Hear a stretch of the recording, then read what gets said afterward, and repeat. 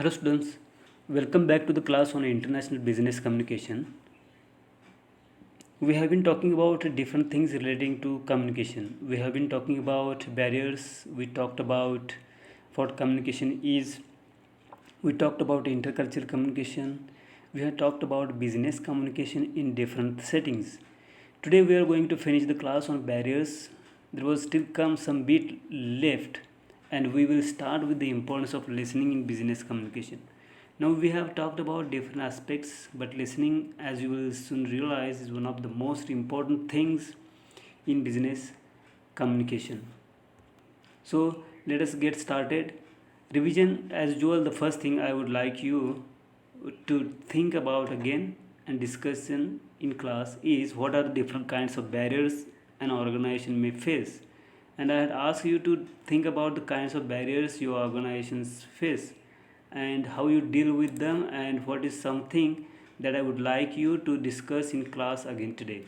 What are the different kinds of barriers that organizations face, and how do organizations deal with these barriers? How can individuals in different organizations deal with these barriers? Once you discuss this, then we can move on to the next part. Okay, so we have discussed about some of the barriers. Some more barriers that one can come across in any form of professional or personal communication are: the first one is social barriers. And when we talk about social barriers, we are essentially talking about interpersonal barriers to communication. Okay, social barriers means like a intercultural or interpersonal barriers to communication. The barriers we face when we are dealing with other people, when we are in a group or meeting, or in a team, the kinds of barriers we face in communication. And again, none of these are mutually exclusive, none of these are essentially just by themselves. They occur in conjunction with the other types of barriers. So you may have intrapersonal barriers, which could be our attitudes and perceptions and symmetrical barriers and all of that. And in addition to that, we may also have these cultural barriers, which is what we talked about some time earlier: our tendency to stereotype or tendency to not accept different points of view, our tendency to not accept different people. And you may have come across this at some point in your communication with people, when you must have seen this. Sometimes we don't like people, we feel uncomfortable about people. They have not done anything to make us uncomfortable. They have not said anything to us to make us uncomfortable. But somehow the vibes just do not match. So when we have that situation, and sometimes it is the cultural issues that make us feel uncomfortable about certain people. For example, sometimes people, you may feel that today's teacher has come in informal dressing like kurta, okay, and you will feel that why special dressing is today.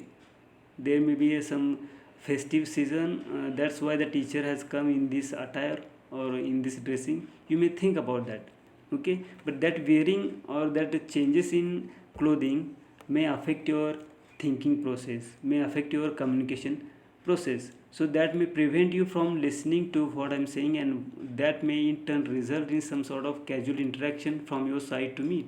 The next thing here is the language barriers. Okay, recently I gave the example that the teacher who has approached in front of you in the class in foreign dress like suit, boot, or a coat, again tie. You will feel that there may be special occasion, or you will feel that it is the cultural thing in his country. For example, foreigners, especially foreigners, come with suit, boot, and tie. Okay, they have special attire. But in Indians, we formally use shirt and pant. Okay, and there special at the special occasions, women wear saris. Okay, it is a cultural thing. These are the cultural things. Okay, and according to that, we can communicate with the people by observing this attire, by observing that situation, by observing that festive seasons. We interact with persons differently. Okay, so the next thing here is language barriers, which is our inability or unwillingness talk to people who speak a different language than ours. Okay, means we speak our mother tongue in our mother tongue and others speak in their mother tongue, but it doesn't happen smoothly. We cannot communicate smoothly with the foreigners because there is a language barrier. And some of you who have been being in different states and or different stages, different states, different villages, different localities or areas, and according to that your language differ. And I'm specifically referring to this class as a class in India. I hope other people in other countries uh, have different communication. Okay, even my lecture will affect with the Marathi speakers differently. Okay, and same lecture will affect you because you are listening English and I am speaking English. Okay, you have same level of understanding, but others Marathi speakers cannot understand me properly. Okay, because they have a domain knowledge about their mother tongue. But India is a multicultural, as it gets every state has its own dialect, means language, has its own sort of languages. Okay, for example, Punjab people has Punjabi language. Okay, again Maharashtrians have Marathi language. Okay, then Delhi people mostly use Hindi.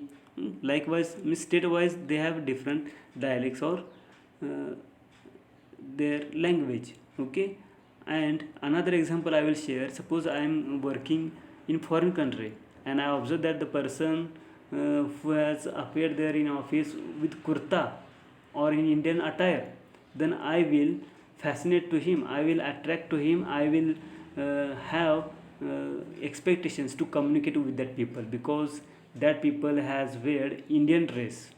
And as soon as I see that Indian dress, the person in Indian dress, I will communicate, I will think about the Indian dress, I will think about his living standard, I will think about his eating habits or other things, because we all are well introduced our Indian culture, Indian food.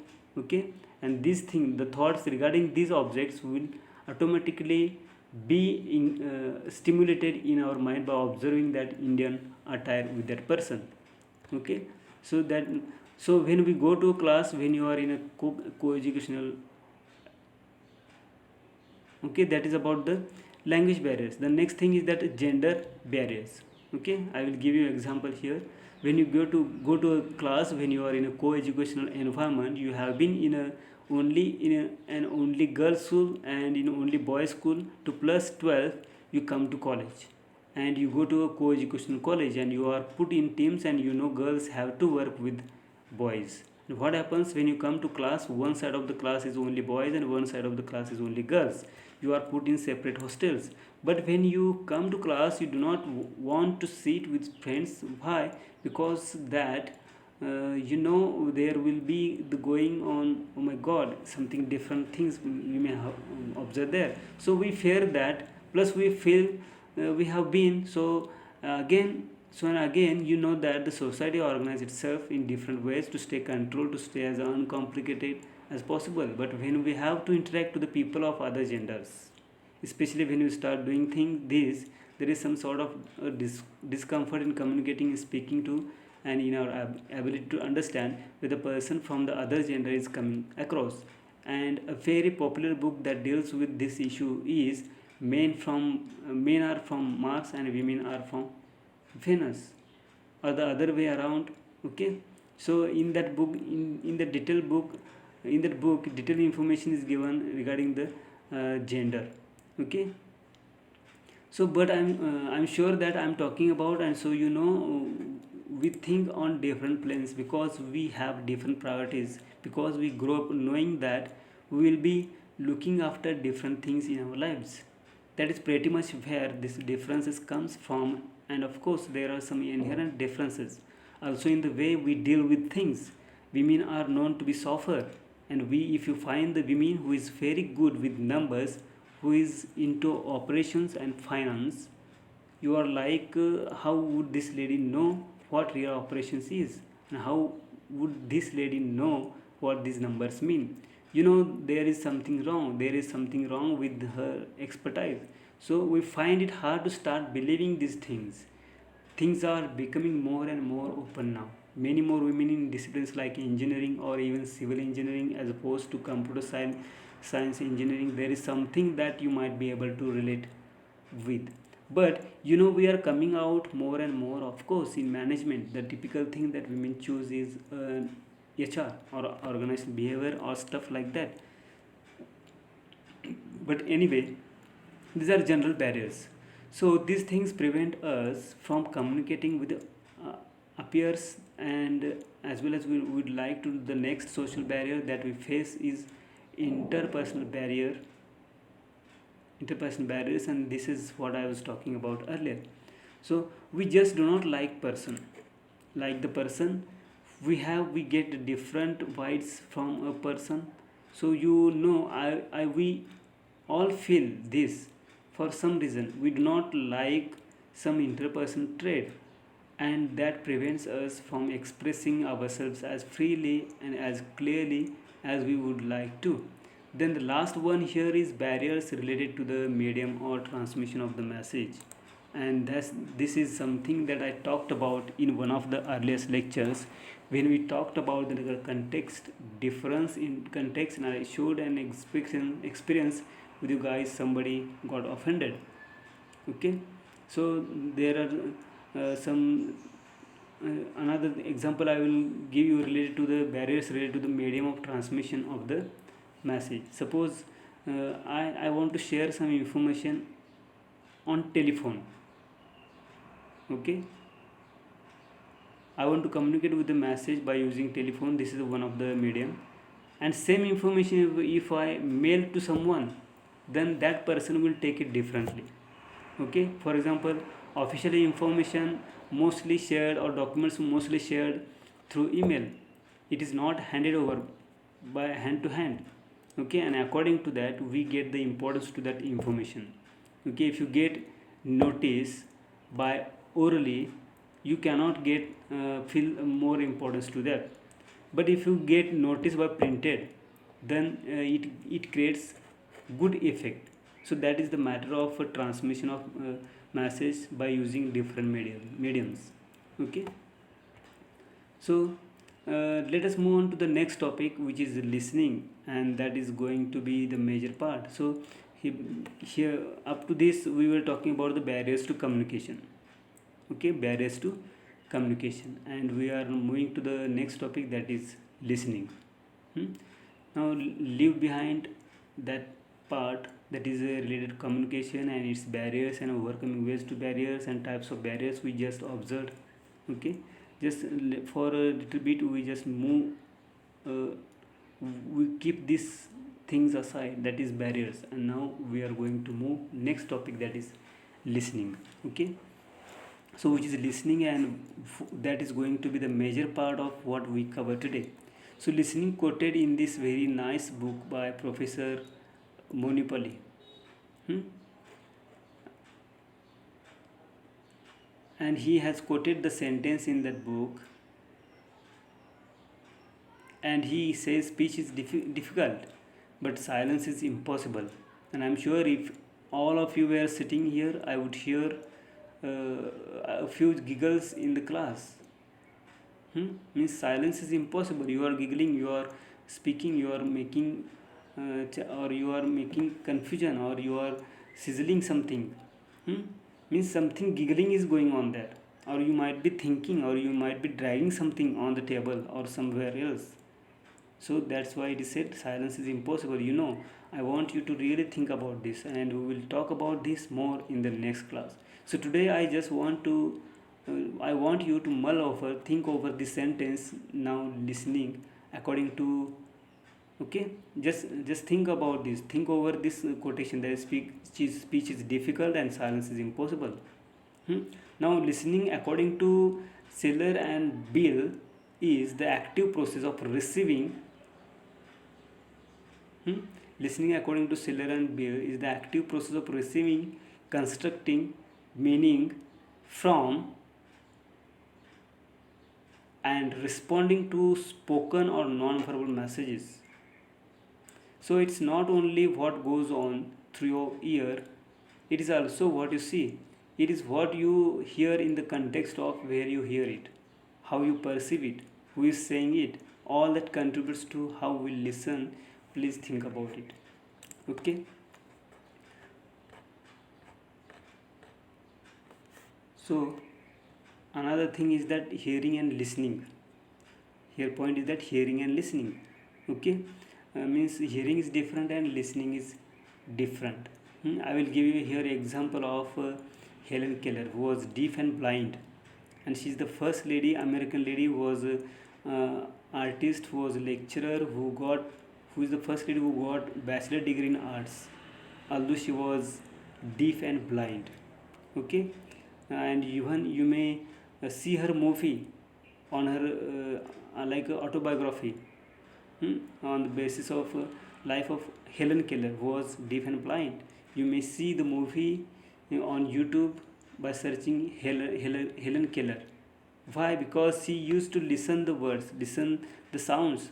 She used to listen the sounds first by her hand, by her sound waves, by sound waves who are approached to her palms, and then she could get the meaning of that particular sounds into words, and then she realizes what the other person is saying. So it is the in that movie you may observe the relation between her teacher, she was lady also, her teacher and she herself, in what way they communicate each other. Okay, so that is then you will realize what is the difference between hearing and listening. Mostly uh, now this is what I have studied, and listening I feel is filtered heard sounds. Okay, which is the sounds coming in through our ears from the environment. Whatever we hear, that is hearing. We filter these heard sounds, we separate this noise from the sense making sounds, and then we organize these sounds that make sense to us and perceive them in a pattern. For example, as I am teaching this class, uh, now you can hear some sound here. Now some of you may get distracted by the sound that I make with my pen over here on the table, or sometimes I will make some claps. Okay, you might be distracted. Okay, but others who are more focused on learning, or who have a better ability to filter out the sense making sounds from the sounds that do not make so much sense, will be able to focus more on what I'm saying, and maybe even note down some points. Now in this room there is no distraction, but it is possible that there may be some distraction where you are sitting. For example, one of these days there were some banking going on during the class, and I made mention away that there is noise and that can prevent you from communicating in the environment. So they could be the swans, there could be birds chirping, there could be people talking in the corridor, there could be some cell phone going off, which I hope doesn't happen in your classes or right now. Okay, and sometimes those phones are switched off in the classes. Okay, so anyway, so we filter the sounds that we hear, and we focus on the sounds that are making a lot more sense to us, and we perceive these sounds, and our perception is biased. I want to learn this from this particular lecture, and so I select only what the teacher is saying. I focus on what is up on the board. I focus on what I have just seen. Okay, we are talking about listening. Hmm? So I know if this class is being broadcast in India, or you are sitting in India and watching it, or you are sitting in your home and watching it, this some of these clips must have reminded you of a very popular movie called Black, which is based on Helen Keller's life anyway. Rani Mukherjee played lead role, and Amitabh Bachchan. Okay, so you may observe that you may see that movie Black. Okay, so that is what listening is. Now why should we listen? We listen for various reasons. We listen to get information. We may listen to evaluate what is going on in our environment. We may listen to empathize with people around us, which means train understand their point of view. We could also listen to socialize or have a dialogue. And please discussing in our class how this would happen, and I want the teacher teaching the class to pass this lecture. And after the discussion is complete, here is my take on it. When we engage in dialogue or when we socialize, we speak to somebody, we share our point of view, we listen to their point of view, we filter out whatever they have said to us, we choose the points that we want to respond to in a biased and selective manner, and then we take those points as stimuli for our next conversation or next part of the dialogue we have with them. And of course we listen for enjoyment. Music, okay, classical musician sitting in on this classical music competition, or sitting on on Indian Idol or American Idol or whatever you have out there, listen to look for for this, they listen to evaluate. So let us take this same example, hmm, for this all information why we listen. So we take the example of a program like American Idol or Indian Idol, and you have all these musicians coming in and sharing this their skills with the audience. So this is the people sitting in the audience who are come on who came on becoming the next American Idol or the next Indian Idol, or are listening for information. What are they singing? What kinds of things are appreciated by judges? What what classical complexities or what complexities of classical music do these musicians get into? So, people sitting in the audience who want to either teach things in class, or who want to train people for the next American Idol, or Indian people, or people who want to participate in the next American or Indian Idol, are listening for information. Hmm? So you listening the music, and you might be listening that music for information also. So next is the evaluation. Evaluation, the judges sitting there are evaluating, where is this person going wrong, what can I improve improve the teacher, people who have taught these budding Indian Idols, or the people who have taught the people who are upon the stage performing. The teacher sitting in the audience could be listening for evaluation, where can I have this person improve.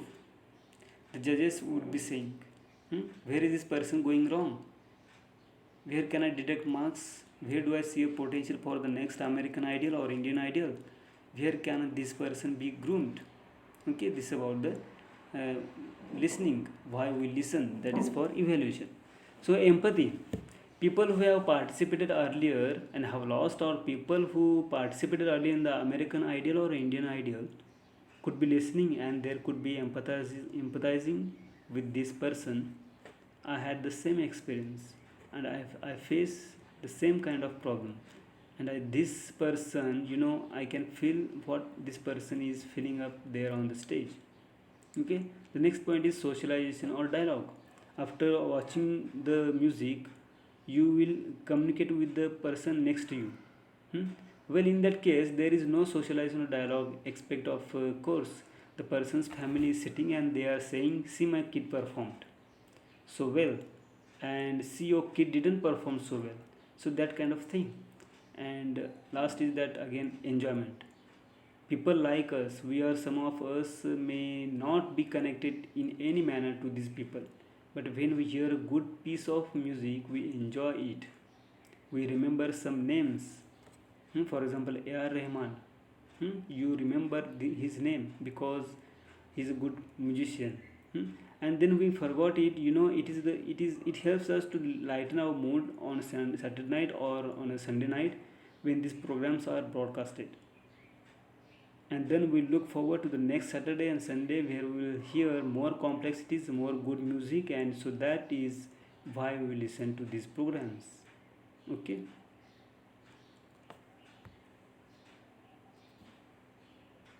So we may stop here. Okay, and we will again resume this lecture in next time. Okay, till then, thank you and have a good